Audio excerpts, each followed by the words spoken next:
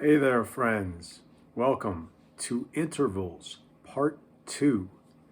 And in this video, we are going to review one of the patterns that I introduced in Part 1 of the Intervals series. I'm going to play that again for you shortly. And then I have tabs that go over the chord pattern that is playing behind the intervals, and then the actual pattern that I use for the intervals.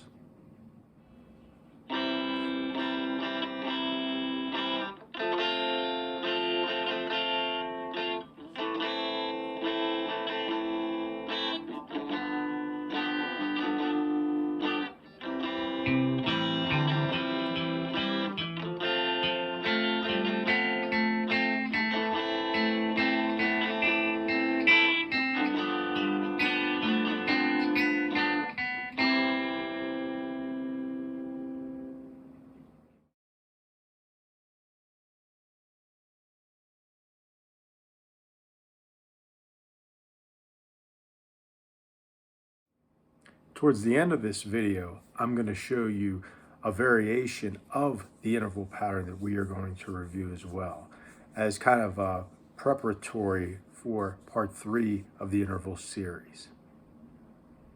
Okay, so to begin with, what you may notice is that when I'm playing the majority of those interval patterns, I'm doing it from one position.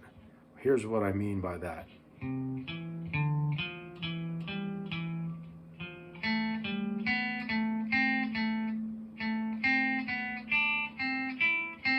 See, those first 3 series of the interval patterns, all done in thirds, I'm doing them all in the second position. Once again, this is a pattern off the C major scale. So the C major scale, which I'm doing right here in the second position, implying that my first finger is dominantly in the second fret, that second position. So, as you can hear,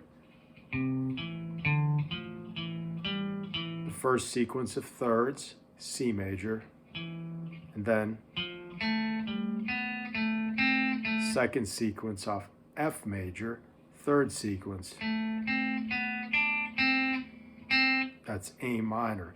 And then I move up to, off of the G7, I'm doing the same pattern of thirds, but starting off of G. So that's the one similarity between all those patterns. Very straightforward. Okay, so now I'm going to show you a variation of the pattern that I played with the thirds to show you how versatile they can be.